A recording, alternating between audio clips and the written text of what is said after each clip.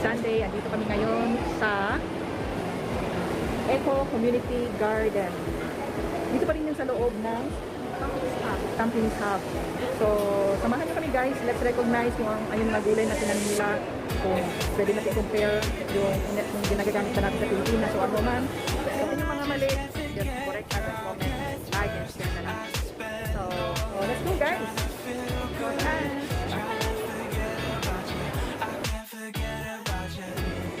Yung papaya, ayun, nakita na ni Gina.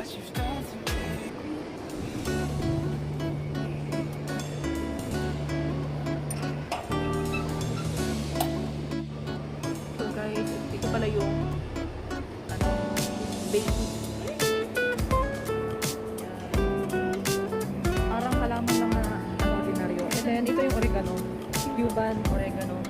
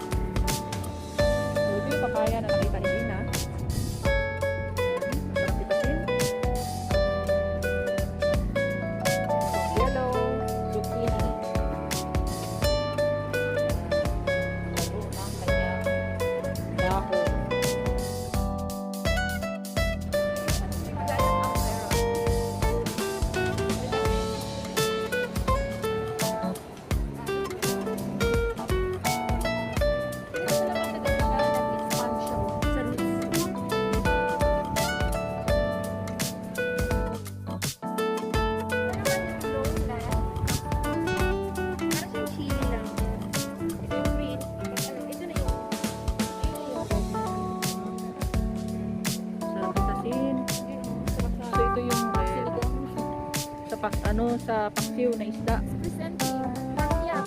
Di ba po? Kamias here, Kamias there. See? On the ground. So many Kamias. Walang Kamias na dapat. So fair.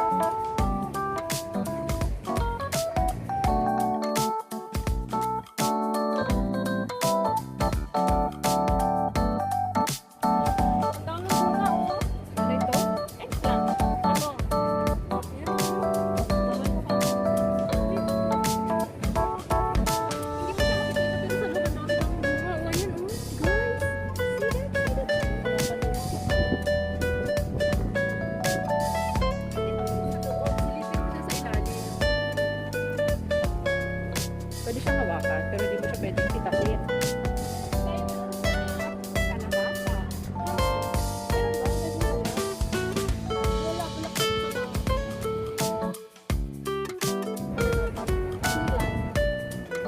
Pangkilay, hindi kilay ah. Lime.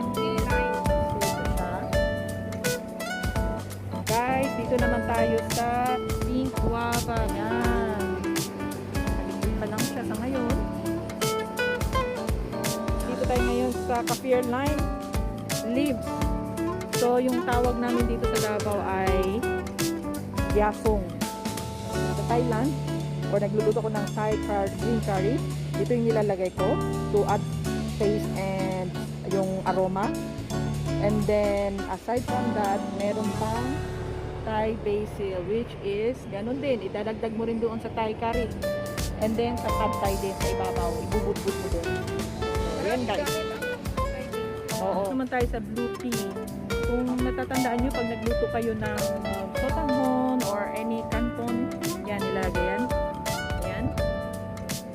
So, ang pagkakaalam ko rin, yung flower niya, yung butterfly pea, sa pagkakaalam ko which is sabi nila, it fights cancer daw, very healthy daw to. So naman, siguro in-harvest nila or sobrang init. Ito naman yung laksa leaf, which is pag nag-order ka ng laksa, yung gatay na may noodles, ito yung nilalagay na dried laksa leaves. Isa ang bango-bango niya.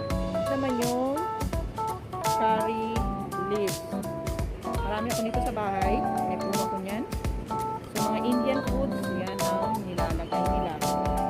Guys, ito naman yung edamame, which is yung Japanese beans. Gusto namin ni Gino to pag kumakain kami sa Sushi Express. Isang plate nito is only $1.50. Guys, ito naman yung passion fruit. Paborito ko siya, ang passion fruit. Especially sa, sa tea. Sa tea, gusto ko ng passion fruit tea. Flavor. Sa cake. And gusto ko kasi siya pinakain ng fresh. Fresh siya. Pag ano na, malalaman mo pag hinog na, pag darker color na, yellow turn into maroon. Ganon. Ang taste niya ay para siyang maasim siya, para siyang lemon. Pero hindi not sour as lemon. May sweet, sour, ganon. Basta ang sarap niya. At saka ito guys, pampaslim ito. Yes, pampaslim siya. Nakakain naman. Oo, try siya. Dito na yun, oh, nag-turn, ano na siya, nag-dark na siya, dark na siya. Ito tayo ngayon sa rosemary. So, ginagamit ito sa mga beef. Pag nag-roast beef ka or chicken, ihalo mo lang. Fresh, chopped rosemary. Guys, welcome sa aking maisan. Ito naman yung mais, walang pang bunga. Ganito ang itsura ng mais. Ayan yung mga bagong tubo. Dito, lalabas ko mais. Next one is one of my favorite. Oh, Ladies finger.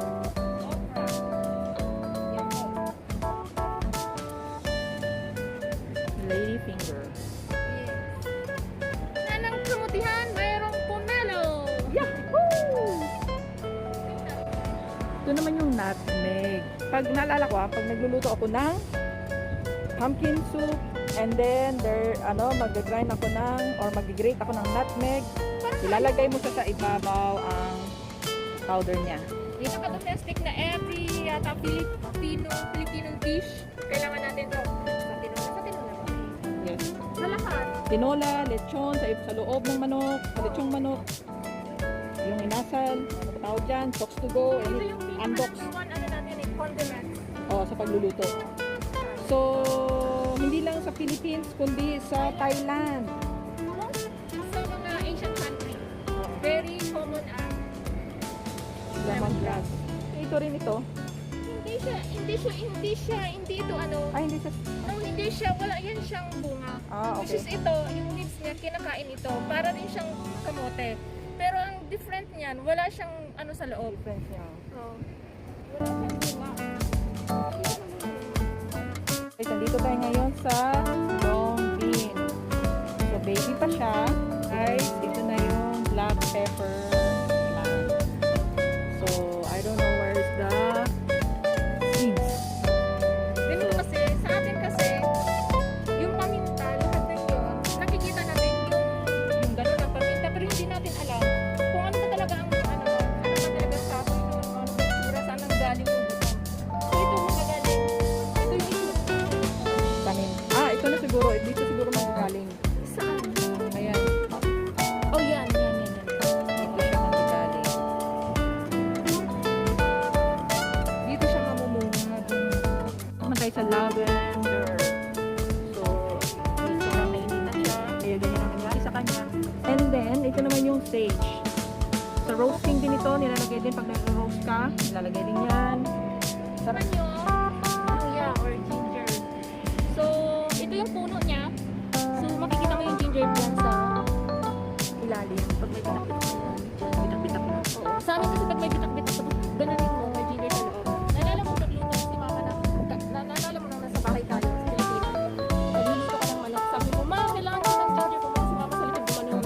May ginger sa loob. Ano yun, ma? So, yan naman yung mirin. Yan yung dilaw na luya sa atin. Hindi ko alam na kinakain pala yan noon.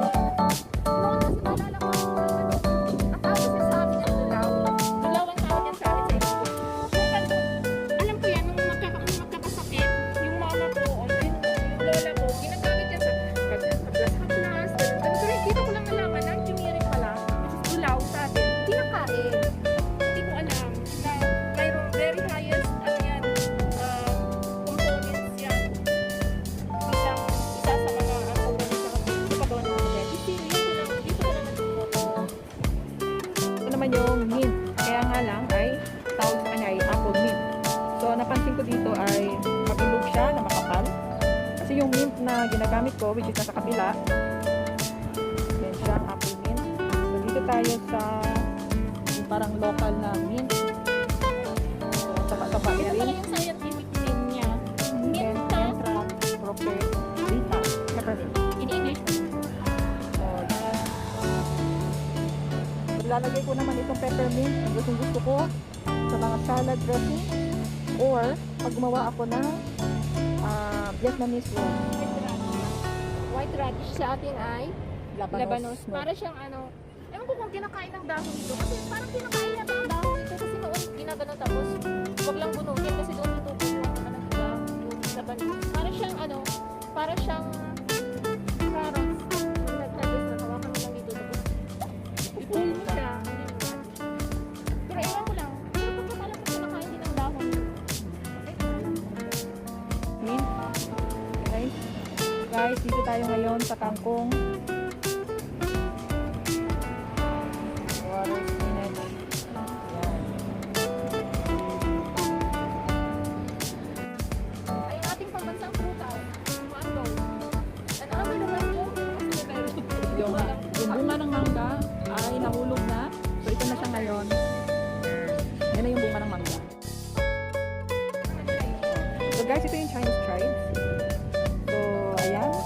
harvest lang. Nakaka-harvest lang nila. My favorite kinchay, local celery. Kataba nila, nakasing taba ko. Ang lusok nila. So, sarap ito sa bihon, sa Shanghai, lumpiang Shanghai. Yahoo!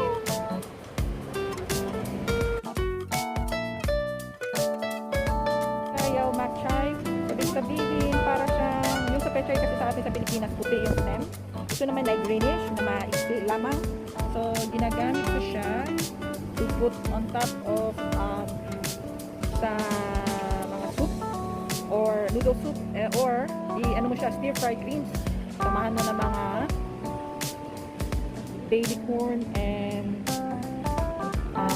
capsicum, mga spring onions. And then, dagdagan mo lang, mabilis lang. Lagyan mo lang ng oyster sauce and then sesame oil.